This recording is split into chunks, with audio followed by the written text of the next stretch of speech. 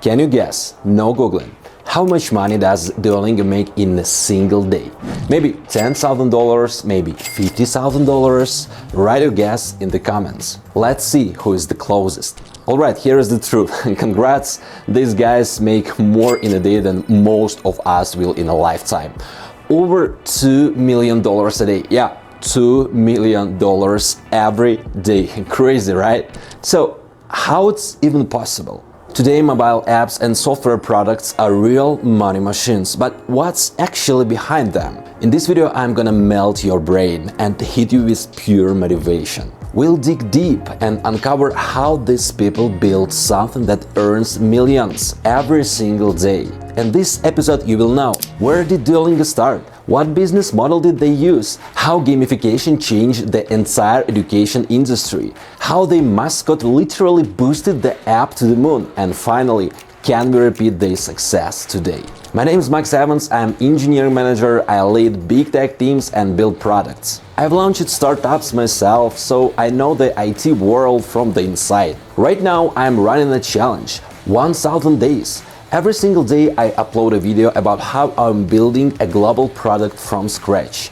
So hit subscribe. My mission is to grow startup culture around the world and inspire thousands of people to start something on their own. Alright, let's deep dive. Once upon a time, there were two people who had no idea what was coming. One of them was Luis von Ahn, a professor of Carnegie Mellon University. He created reCAPTCHA, yeah, that I'm not a robot thing you've definitely seen. He sold it to Google, so one half of the team a brilliant professor. On the other half, Luis met a Swiss student named Severin Hocker, and that's where things got interesting. They both noticed one massive problem. Education was not accessible to everyone, especially English. Courses were expensive, private tutors even worse. So the idea was simple and bold: create a free platform that could teach anyone a new language, without teachers, without paid lessons, without barriers. And that's how Duolingo was born in 2011. In the early months, the team literally worked from a university basement, powered by grants, caffeine, and pure enthusiasm. But today we are not here for a history lesson, right? We are here for the business side. Because here is the paradox. Education should be free, but how do you grow a company then? You need developers, designers, marketing, money. And honestly, they had no clue how to make money from free learning. Their first idea was almost genius: combine learning and work. Users would translate real-world texts like new articles or Wikipedia pages, and companies would pay for those translations. But it didn't work. The translations were sloppy, the market was tiny, and scaling it was impossible. So they pivoted. Next idea: English testing, something like IELTS, but simpler, cheaper, and fully online. People didn't want to pay for learning, they wanted to pay for proof, a certificate, a ticket to a new life, That's how the Duolingo English test was born. And finally, real revenue started coming in. But the real breakthrough came later, when Duolingo introduced the freemium module. The main course stayed free. That was non-negotiable. But then came the Super Duolingo subscription. No ads, no limits on mistakes, offline access. People started paying not for content, but for comfort, for peace of mind, for the experience. And that was the turning point. So, what can you write down from this part? Here's a hint. Mass market products should be free, but they must leave a room for improvement. Your product can be free for everyone, but if you add ads or small restrictions, you can charge users monthly to remove them. That's what made Duolingo unstoppable. Now I've got a question for you. Be honest. What annoys you the most about learning? Probably the usual stuff, right? Long boring texts, homework, teachers, obligations. Learning always felt like pressure, not pleasure. Duolingo decided to destroy that feeling. They turned education into a game, literally. Each lesson became short and simple, like a level in a mobile game. Every achievement triggered a little dopamine hit: points, streaks, sounds, animations. That's user retention, and retention is the foundation of every online product. You didn't want to lose your streak. 7 days, 30 days, 365 days. Your brain didn't see it as learning, it saw it as winning. Duolingo replaced obligation with excitement, and that was genius.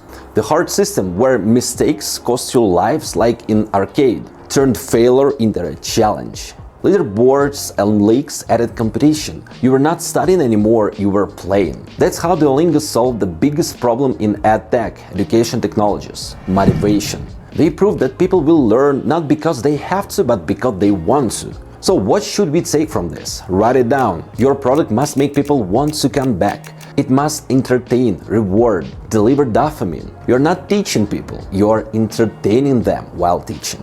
After all, gamification became the new standard in fitness apps, finance apps, everywhere. But now let's talk about what truly made Duolingo a global phenomenon. Imagine this. You've got a fun app for millions of users. What's missing? I'll count to 3. 1, 2, 3. Yes, viral reach on social media. That doesn't happen by magic. It's something that team decided to build. Duolingo launched a TikTok account. No corporate scripts, no strategy decks, no focus groups. They just gave a full freedom to a young employee, Zarya Parves. And Zarya did something no brand had dared before.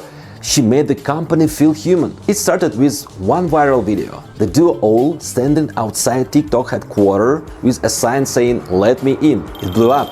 Millions of views. Duolingo stopped being just an app, it became a meme. People weren't just learning, they were becoming part of the joke, part of the brand's universe. Hundreds of hilarious videos with the owl, mocking Duolingo itself, mocking learning, but always with the right message. This flipped corporate marketing upside down. No other edtech company came close to that level of virality. Tens of millions of likes, millions of followers, endless media mentions. All just from one idea. A brand can be alive if it stops pretending to be serious. So what's the takeaway? A mass market product must live in social media. Don't act too serious. Go where people are. Make jokes. Be honest. That's how you get real virality. The kind money can buy. Now the most important part. The reason I made this video, honestly. How did a small unknown startup turn into a company making $2 million a day? Just by helping people learn words like apple or dog. The answer is simple. They were not afraid to look silly. They thought like product people. And they believed that knowledge is not luxury, it's a habit. Duolingo didn't just teach languages. They teach us a new language of technology, the language of simplicity, playfulness. That's the real lesson for all of us, founders, engineers, dreamers. You can start with just one idea, one button, one line of code, and end up building something that changes millions of lives. Just don't try to look serious, do it for real. And believe that someday your own owl will fly too. If this story inspired you, subscribe. My mission is to grow a generation of innovators, founders, and creators who want to build something from their own. Dreamers who live with purpose. I'm with you guys. Now go, take one small step today, because that's how every great story begins.